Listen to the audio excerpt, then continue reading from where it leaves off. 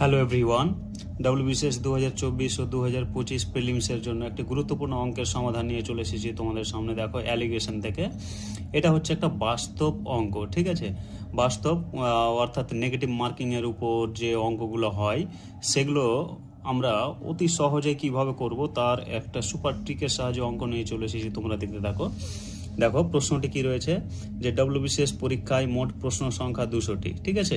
আমরা প্রত্যেকেই জানি 200 নম্বরের পরীক্ষা হয়, 200টি কোশ্চেন থাকে। প্রতিটি সঠিক উত্তরের জন্য +1 নম্বর দেওয়া হয় এবং 4টি ভুল উত্তরের জন্য 1 নম্বর কেটে নেওয়া হয়। কোনো পরীক্ষার্থী সমস্ত প্রশ্নের উত্তর দিয়ে 125 নম্বর পেল। প্রশ্নটি হচ্ছে, সে কয়টি রাইট ও কয়টি রং উত্তর দিয়েছে, ঠিক আছে?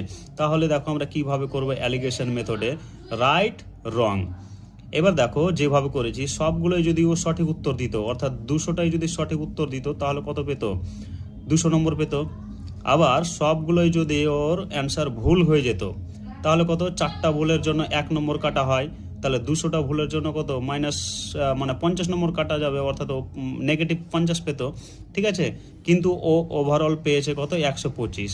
তাহলে অ্যালিগেশন নিয়ম কি বলে দেখো তোমরা, যে 200 থেকে 125 বাদ 75 এবং 125 থেকে -50 বাদ 175, ক্যান্সেল করলে হয় 7:3, অর্থাৎ রাইট এবং রং মিলিয়ে হচ্ছে 7:3, অর্থাৎ 7টা রাইট হলে রং হচ্ছে 3টা। তাহলে টোটাল প্রশ্ন কত? 7 আর 3 10।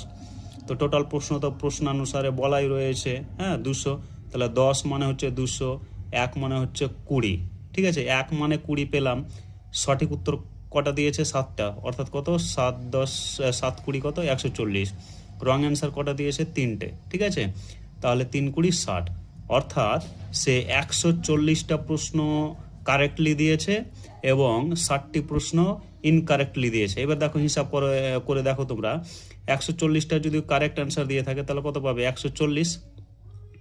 আবার 60টা প্রশ্ন যদি ভুল দিয়ে থাকে তাহলে কত কাটবে? নেগেটিভ। তাহলে 15 নম্বর কাটবে। তাহলে কত হবে দেখো তো? 140 থেকে 15 নম্বর বাদ দিলে হয়ে যায় তোমার 125, এবং আমাদের বলা হয়েছে যে 125 নম্বর পেয়েছে। তাহলে এইরকম প্রশ্নের উত্তর, এইরকম প্রশ্ন হলে তোমরা অতি সহজেই করে নিতে পারবে অ্যালিগেশন নিয়মে, ঠিক আছে? আশা করি প্রশ্নের উত্তরটি বুঝতে পেরেছো।